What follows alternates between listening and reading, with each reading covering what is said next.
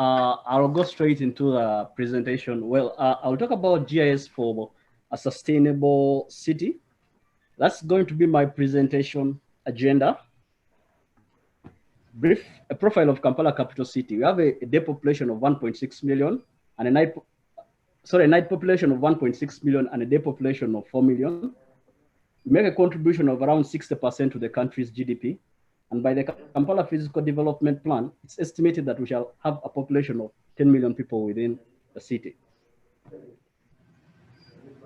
Now, Kampala Capital City Authority is an authority mandated by government to administer for Kampala Capital City on behalf of the central government. Our vision is to be a vibrant, attractive, and sustainable city. I believe you can all see our mission and core values. Now, what we do for the city, we do a number of things, ranging from issues to do with education, health, revenue administration, and so forth, as you see on that slide. Some of the challenges we face in the city, we have issues to do with rapid urbanization, traffic congestion, urban sprawl, incorrect developments, and biodiversity loss. So the question is, how do we use GIS to achieve sustainable development within the city? The picture there you see gives you a brief description of what GIS is. But I must emphasize that people are key, because people are the ones who are responsible for managing the other components that have to do with GIS. Now, sustainable development is defined as a development that meets the needs of the present without compromising the ability of the future generations to meet their own needs. The four principles of sustainable development are right there. We have environment, economic, social, and institutional. Now, we have 17 sustainable development goals, but our focus is going to be on goal number 11, which is going to be to make cities inclusive, safe, resilient, and safe. So in terms of the interventions of GIS and sustainable development, we shall talk about what KCCA has done with aspects right from housing and slum, sustainable transport, right up to mitigation of climate change and resilience. Now, when it comes to the aspects of planning, in 1976, planners met in Vancouver for a conference called Habitat 1. At that point in time, the world population was 37.9 degrees. The key concern was about rural-urban migration and the need for consideration of urban effects. These were addressed. They met again in Habitat 2 in Istanbul, and the focus now shifted to sustainable human developments and urbanization and urbanizing the world. And of most recent in Habitat 3 in Quito, they met and they noted that planning is key to the development of any nation. If any cities or nations plan, then most of the challenges that cities or nations face will be addressed. The new urban agenda noted 3 ways in which this should be done. 1, work on urban rules and regulations, urban planning and design, and municipal financing. When we come to Kampala Capital City Authority, with the aspects of planning, in 2012, we developed what we call the Kampala Physical Development Plan. But this was basically a general plan of the city. It recommended detailed planning of the whole city and structured the city into 4 precincts. To my right there, you see the 4, structured the city into 29 precincts. To my right, we see the 4 precincts with which the city has started to conduct an aspect to do with planning. We have Makerere, Mulago, Kololo, and Nakasero. Currently, we have the Kololo precinct under display, of which is going to be presented to the National Physical Planning Development Board. And if passed, it will become law and it will start to be implemented. Now, in the Kololo precinct, what we mainly focused on was the aspects to do with conservation and preservation of the green area and the hilltops, reduction and control of noise pollution, and a sustainable model for addressing the issues of climate change. That is the plan, and that is what it has been planned for. Whereas when we come to the Nakasero precinct, it was mainly designed for the aspect of control of waterways as a means to address issues with planning, enhancing beauty and aesthetics and entry within the city. Whereas when it comes to the Mulago and Makere precincts, these were designed mainly, one as knowledge precincts, one tackle issues to do with technical, technological and business hub, a health hub within this precinct, and also slum upgrade and address issues to do with low cost housing, whereas handling the issues to do with the drainage. Now, when it comes to the aspects of transport infrastructure within Kampala City, you'll notice that we have around 2,000 kilometers of road, of which only 585 are paved and the rest are unpaved. And most of the roads within the city have outlived their usefulness and need to be upgraded and revamped. Yes, hello? Right now, what you see there is a number of road intervention projects which are happening within the city. One, we have a project called the Kampala Institutional Infrastructure Development Project, which has already constructed 28.6 kilometers of the road, and currently they're doing construction of 59.2 kilometers of the road across the whole city. But within central division of the city, the roads which need to be upgraded or repaired, we have secured funding from the Africa Development Bank to reconstruct around 70 kilometers of the road. Whereas to the other 4 divisions of the city, we are looking for funding under the annuity project to construct around 200 kilometers of the road. Already the non-motorized transport route has already been designed and it is under use. There are also plans to, the design for the bus-through transport system is already there, and there are plans to make it operational. The standard gauge railway route has already been mapped, and compensation is taking place for people for its construction to begin. The city plans to construct a traffic control center within Kampala Capital City authorities. We are also procuring a consultant to implement an iRoad system, which is a system that collects all information pertaining road infrastructure. It's GIS based to guide in the management of the road infrastructure within the city. Now, we are doing these road infrastructure projects. However, there is need to ensure that we build the capacity of the institution to generate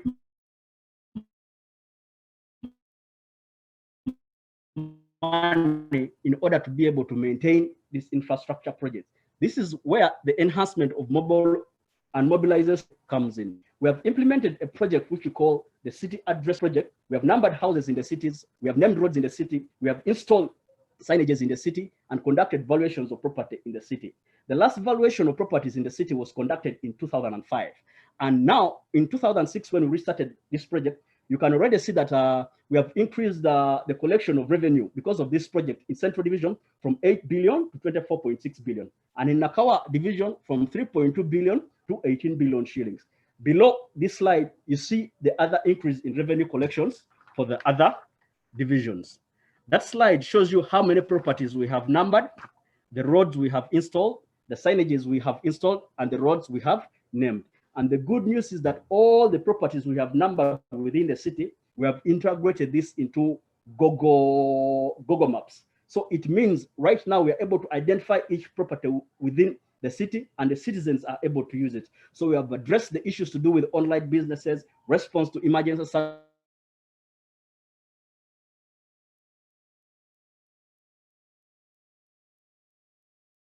services by the police, collection, the need to applications. Now, under this project, we have also acquired drones, both the EBs and the copters. And this shows you examples of the current infrastructure projects we are implementing. We take images before, take images during the implementation of the project for monitoring of the project, and take images after to demonstrate the state before and after of the project. This is an iconic flagship of the Ivory Tower and Makerere University that unfortunately recently caught fire during what? During lockdown. Through the GIS unit, we captured the 3D oblique imagery of the city, and the 3D oblique imagery of the city enabled us to do measurements, and we're able to see the dimensions of the building from all the 4 cardinal directions of the campus. Now with this, we are actually able to aid in the reconstruction of the Ivory Tower. At the same time, we control within the Directorate of Physical Planning. When it comes to the aspects of disaster risk reduction, resilience, and crisis management, we have developed a multi-hazard risk assessment profile for the city. We have developed a Kampala Climate Change Action Plan, and as well as the Kampala Drainage Master Plan of 2016 to help us to deal with those aspects. In addition, we have installed around 5 automatic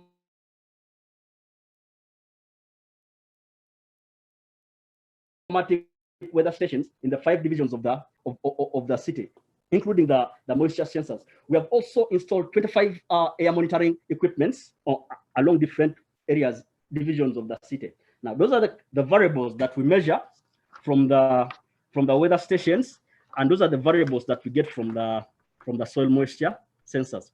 We have also conducted a tree audit of the 4 precincts within the city. And at the moment, we can say we have like around 54,000 trees within these precincts with around 300 species. With this, we are coming up with the Kampala Tree Management Ordinance. We already have an online tree directorate giving different attributes and information about these trees. We have valued these trees so we are able to get to know their importance, and we are costing them in terms of the monetary terms. And then we have also developed an urban forestry management plan for the city. When it comes to the aspects of beautification, this is some of the works we have been able to do. We have identified the different green spaces within the city. In the middle here, we have a junction called fairway junctions. This is how we work on the green spaces, green space islands in between the 2 roads. And this is near a market in Nakawa division where people can go for leisure time and have relaxation. The other plan targets for beautification of the city are right there. We have what we call the Chanja Agricultural Research Center. It is a center established by KCCA to provide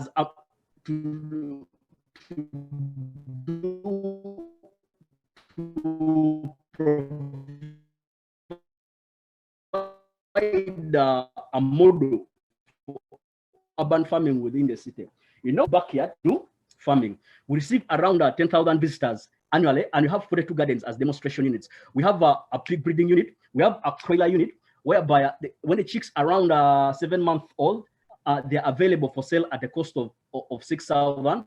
We have a micro gardening unit. We have hanging gardens, which people can learn from. We have greenhouse. Greenhouses, whereby we provide seedlings of different categories for people to use. Just buy them at 500,000 shillings. We have a vermiculture unit, whereby you use organic fertilizer, and we can show you how to do it, how to be able to use it. We have an aquaponics unit. An aquaponics is basically a tank roughly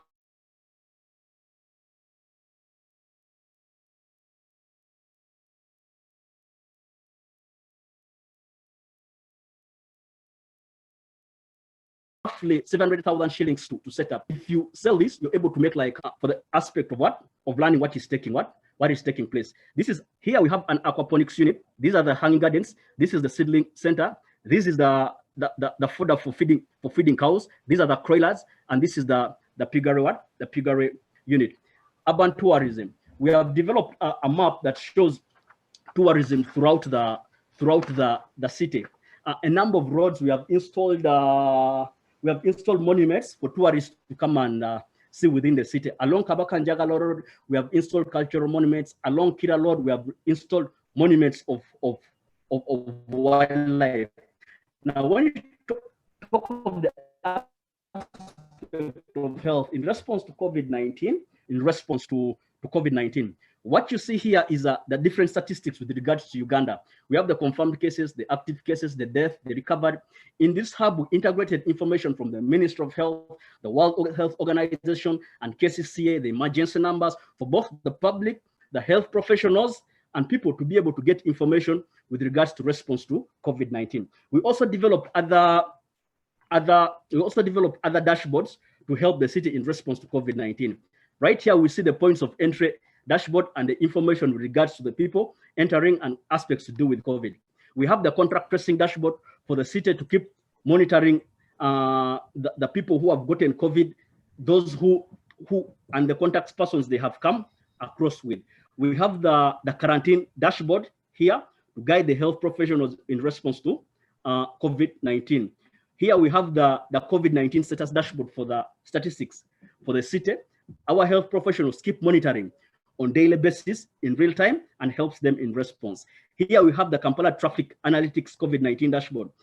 During lockdown, we had to scale down because of the issues of social distances. So we had to be able to determine how many motorcycles should be allowed in the city, how many salon cars, how many commuters, how many coasters, and how many people do these people carry. So this basically helped the public health professionals, the transport engineers in knowing how many numbers of the people who are expected to be received within the city. So that is how Kampala Capital City is using GIS to ensure that we have sustainable developments in the city. There are quite a number of other interventions, but allow me to talk about the integrated spatial information frameworks. Formally, most of us are familiar with what is called the National Spatial Data Infrastructure. Now, the integrated geoinformation framework is something which has been developed by the United Nations Global Geospatial Information Management Team. And its purpose is basically to build on the efforts of the National Spatial Data Infrastructure. The vision is efficient use of geospatial information by all countries to effectively measure, monitor, and achieve sustainable social, economic, environmental development without leaving anyone behind. That shows you the vision, that shows you the mission. The strategic drivers are supposed to be like the national development agenda. In Uganda, I'll be talking of Vision 4040. I'll be talking of the National Development Program of 3 for the whole country. So each country will have its own different strategic drivers. It has 7 principles, which are key characteristics and value that provide a compass for implementation of the framework and allow methods to be tailored to individual country needs, and 8 goals which reflect the future states of countries and have the capacity and skills to organize, manage, to accurately and leverage the geospatial information to advance government policy and decision mechanism capacity. The framework is such that there is an overarching vision. Then they have developed like implementation guides, which are 9 strategic pathways that guide countries on what has to be done. Then from the implementation guides, you're able to develop the action frameworks. Now, when you talk about the 9 strategic pathways, when it comes to the aspect of the NSDI mainly talks about the issues to do with governance, policy, data, standards, and partnerships. So the NSDI was basically talking about what data do we have, how do we create the data, what standards do we apply to the data, and how do we share the data. But the integrated geospatial framework has included aspects to do with. Can we also talk about the issues to do with the policy and legal frameworks of this data?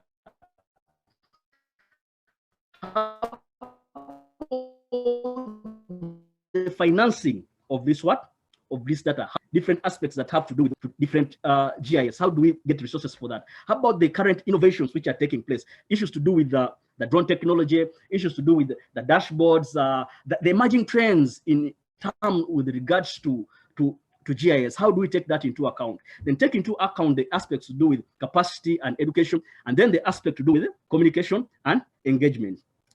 So I would honestly implore all the people who are attending this engagement to please read and learn about the integrated geoinformation framework, because it is the future with regards to in terms of implementation of policies, development of action plans for implementation of GIS. With those few remarks, allow me to say thank you.